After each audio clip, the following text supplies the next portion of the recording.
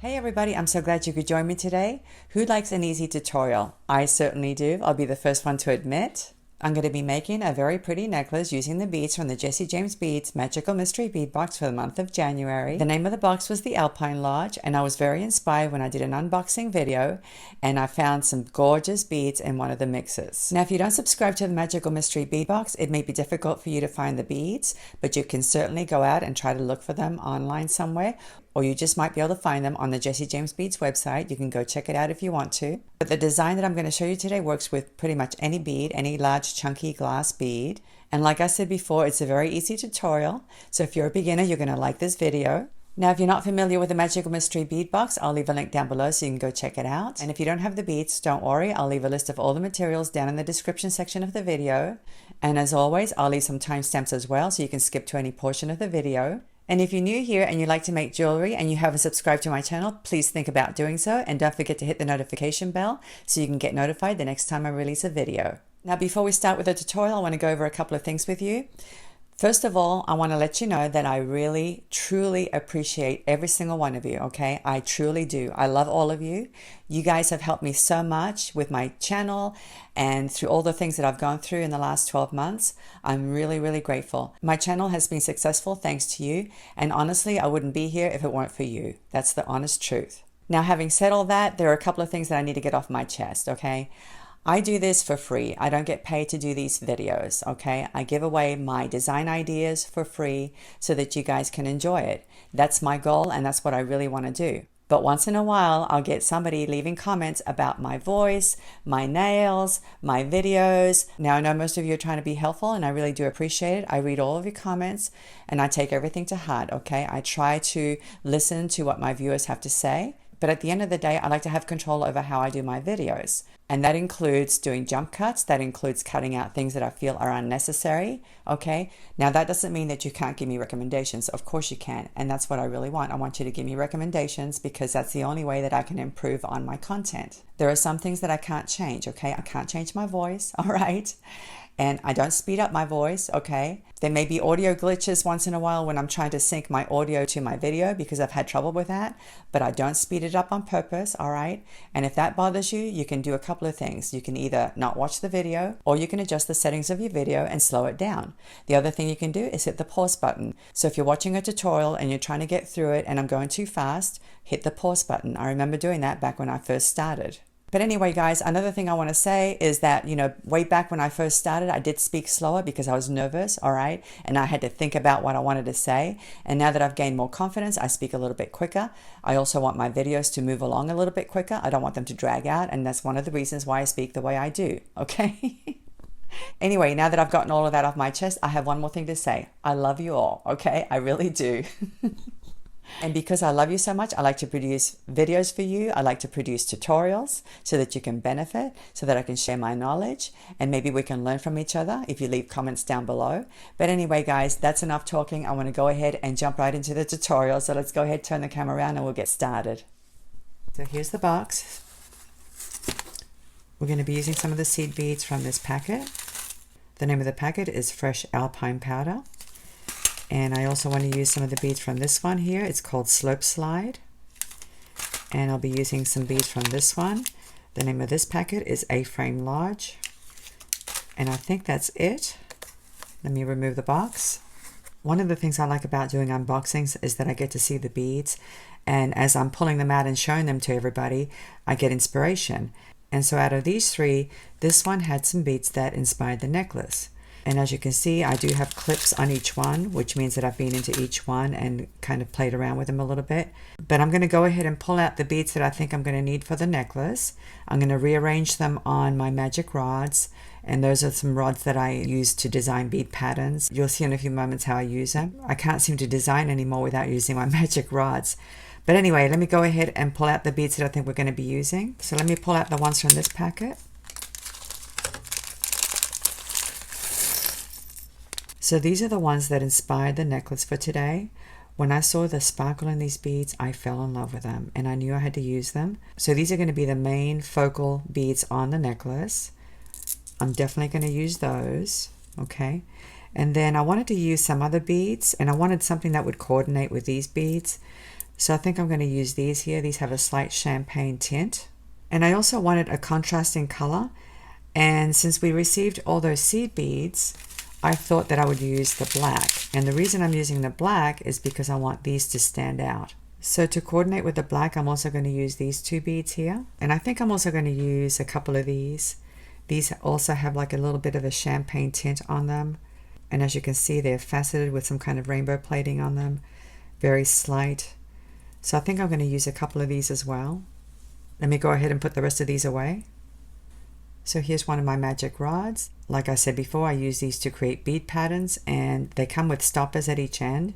So that means that I can thread beads and bead caps of all kinds and sizes, and I use the stoppers to keep them in place. So anyway, let me go ahead and arrange some beads. Now these have like a very strange shape, okay? They're not symmetrical, and I believe they're identical, but it depends on how you arrange them. They can look very different depending on how you arrange them and which side is facing which. So let me go ahead and put some on this rod and see what I can come up with. So I'm basically going to have these in the middle. These are going to be my focal beads. As you can see, these three are identical. So I think what I'll do is change the orientation so they look different. This looks like a better arrangement, so they're not so uniform looking, okay? And then my idea is to put one of these oval beads like this, and then one of these round ones. So as you can see, they're graduating in size, okay? And then perhaps one of these, depending on how long I want the necklace, and then one of these at the end. Let me go ahead and put a stopper on so I don't lose my beads. All right, so now I'm going to go to this side and I'm going to do the same thing. I'm going to thread on an oval bead, one of these round ones, this one here, and this black one. So this is what we have so far. And that looks really nice. Now I'm not finished, I'm just playing around right now. I am going to add some spacer beads and some bead caps. I'm just looking at my design to see whether it's balanced. Let me put my stopper on before I go any further.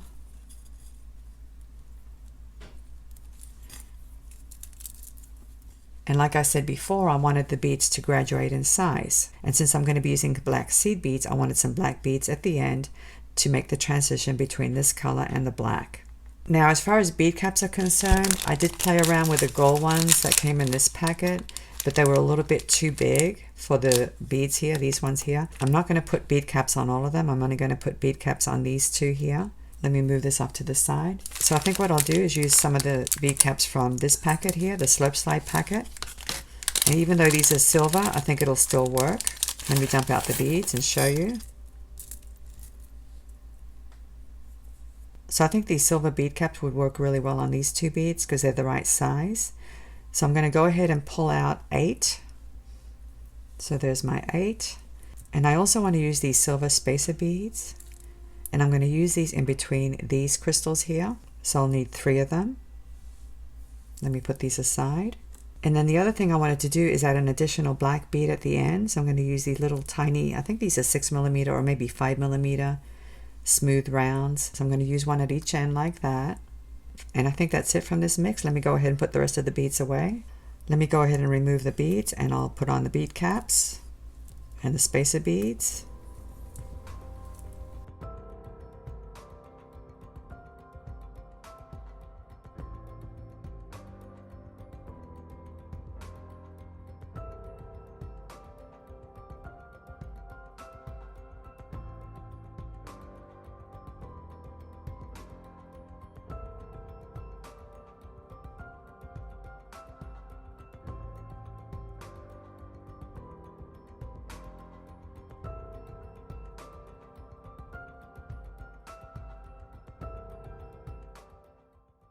Let me put the stopper on, bring everything together, and that looks really, really nice. I like that. Now that I have everything arranged, I'm going to go ahead and measure it. And it measures about 6.5 inches. So now I have to decide how long I want my necklace, and I want this one to sit at the collarbone, so I don't want it very long for myself. Okay, I'm going to make it about 16 to 17 inches. So if you want something longer than that, you'll have to add more beads at the end, okay? But I'm just going to go with this right now, okay? I want to highlight this color, and so therefore I'm going to add black for the rest of the necklace. Let me put it off to the side. I have 2 more rods here that I'm going to use to finish the necklace with seed beads. Let me pull out the seed beads.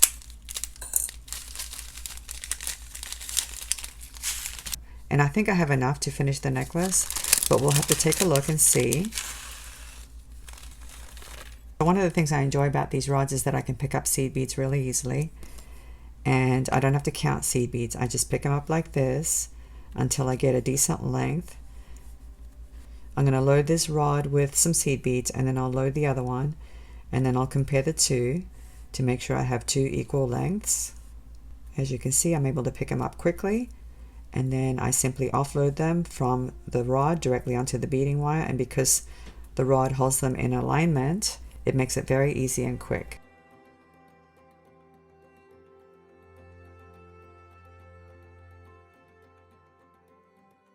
Let me just see how long this is before I go any further. It's a little bit over 3 inches. So I'm going to put a stopper on, and I'm going to load the other one before I go any further.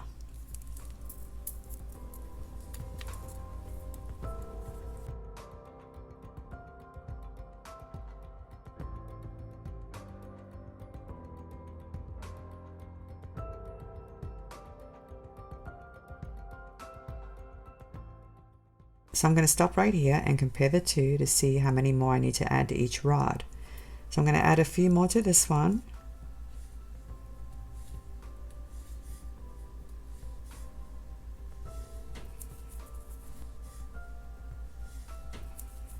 And now I'm going to add some more to this one.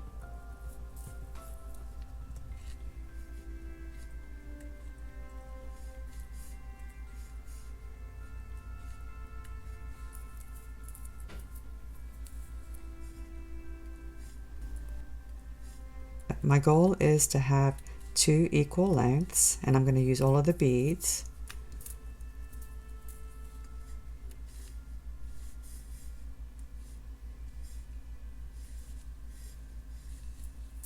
Let's see what we have so far. That looks pretty good. Let me finish off these beads here. I'll put 2 on each one.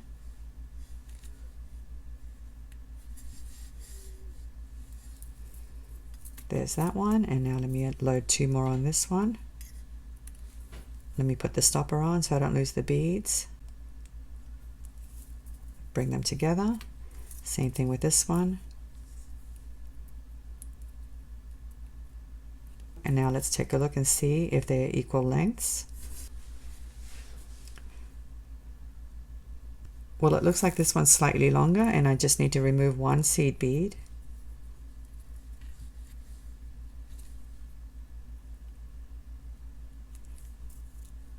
Now you don't want the beads to be too snug against each other, okay?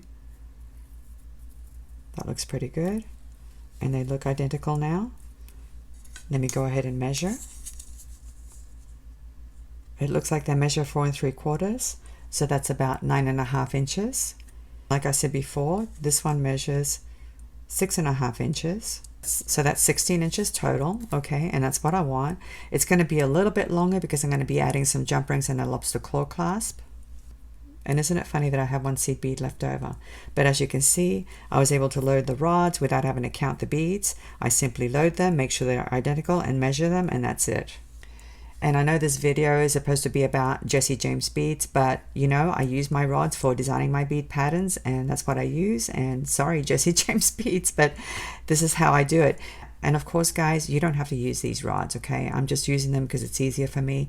You can simply line up your beads on your mat or use a beading board, okay? That's your other option. So anyway, I'm pretty happy with this layout, and I'm going to go ahead and get some beading wire. I'm going to be using some bead-along wire, and it's 7 strands, and it's 0.018 of an inch, okay? And it's in a gold color, and the only reason I'm using this wire is because it's what I had on hand, but you can use any wire. You can use 49 strand, you can use any color, it's completely up to you. And I'm going to cut myself a piece that's 20 inches long, okay? I always like to give myself a couple of inches extra at each end. So if your necklace is 16 inches, that means you'll need a piece that's 20 inches, okay? I like to give myself 2 inches at each end so that I can do the crimping.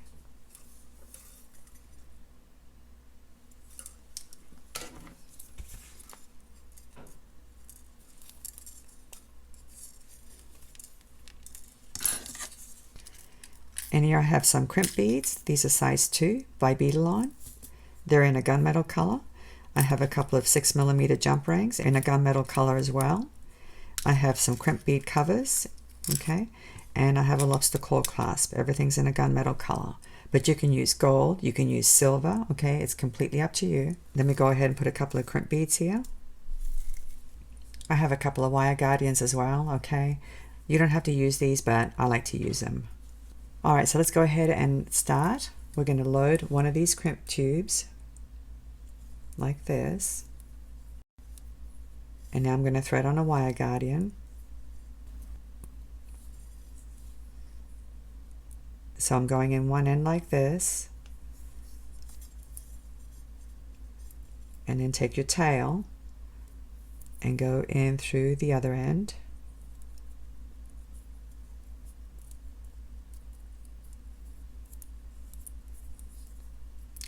Like this. And now you're going to take the tail and thread it through the crimp tube and bring everything down like this. Now what I like to do is to close these little legs up, okay? And I'm using crimping pliers to do that. And the other thing you want to do is you want to make sure that your beading wire isn't crossed inside that crimp bead, okay? And it's a little difficult to figure out because you can't really see it. But what I like to do is just to keep them separated like this, okay? And by the way, these are by Xuron, okay? And now I'm going to go ahead and place the crimp tube inside the first divot. And before I crimp down, I'm going to tighten up that wire so it's sitting in that channel, okay? So you want to pull from the tail, separate your beading wire, and then go ahead and crimp it like this. Turn it on its side. And now if you'll notice, there are 3 channels. I usually like to use the middle one. There's a small, a medium, and a large. So I'm going to place it inside the middle channel like this, sideways, okay? And then go ahead and squeeze. Let me just do it this way so you can see. Squeeze it, and that folds that crimp bead over, okay? Like this.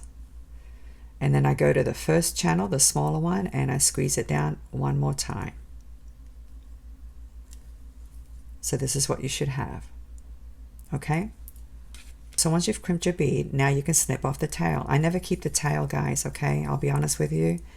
I always snip it off because I find that the tail eventually pops out of the beads and pokes you, and I really can't stand that.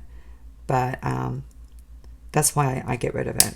I just don't think it's necessary. As long as you do your crimping properly, you don't need the tail. So this is what you should have, okay?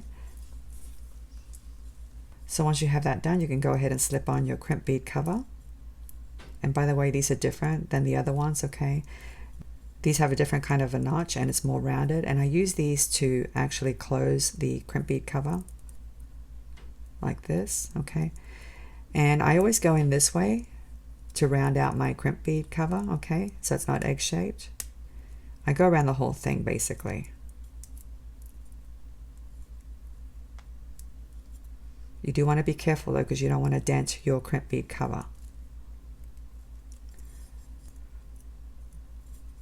Make sure it's nice and round, okay? And this is what you should have. So now we're going to go ahead and thread on the beads. And by the way, guys, the reason I finished this end is because I've measured everything, so I'm pretty satisfied and pretty confident that this necklace is going to turn out the way I want it to turn out, okay, regarding the length.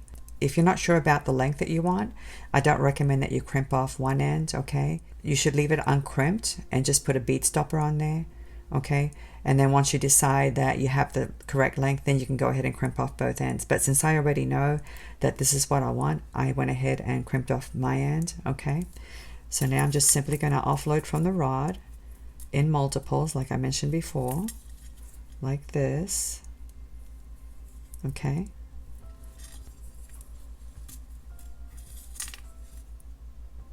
And since the beads are in alignment, I can go ahead and load them very easily.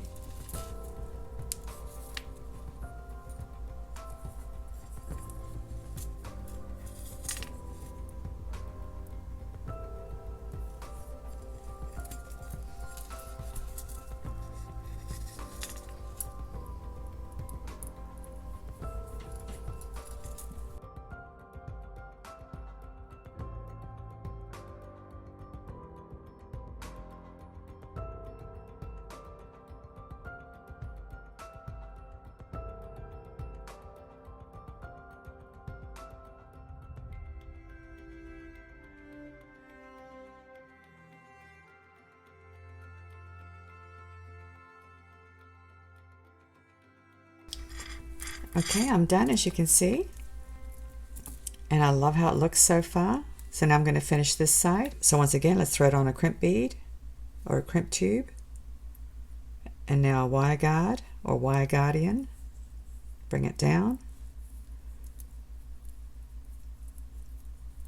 Take the tail and go through the other end of the wire guardian. And now take the tail and thread it through the crimp bead or the crimp tube. And now let's pull everything down. Make sure there's no spaces, okay, in between your beads. You don't want it really tight, you want it fluid, but at the same time you don't want any spaces, okay? So check for that before you crimp off.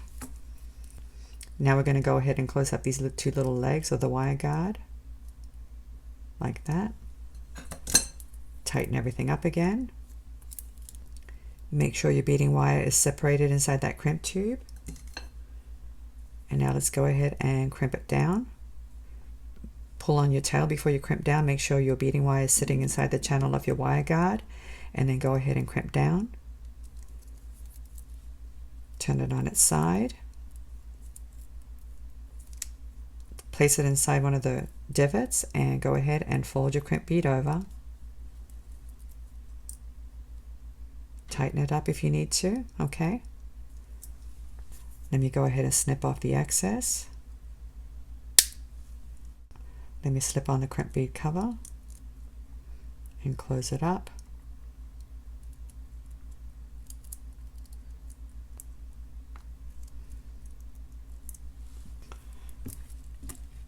So that part's done, and now all we have to do is attach the lobster claw clasp. Let's open up this jump ring.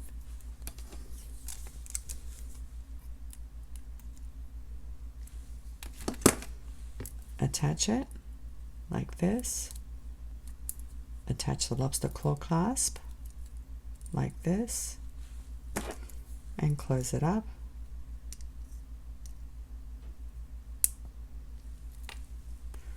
Let's go ahead and open up this jump ring now and attach it, close it up.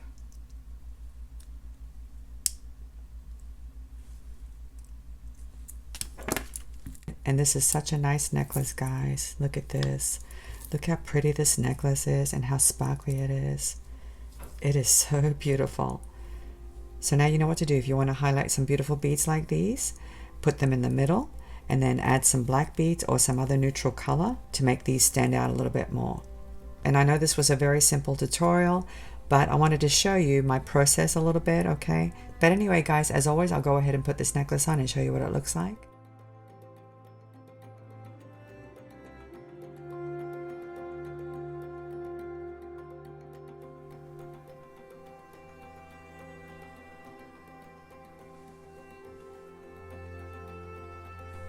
I just love this necklace. I think it's fun. I think it's sparkly. I think it's pretty. I hope you like it. I hope you can go out and make your own. I'm very grateful to Jessie James Beads for giving me the box and letting me experiment with the gorgeous beads. I hope everybody enjoyed the tutorial. Thank you so much for watching, and I'll see you next time. Bye.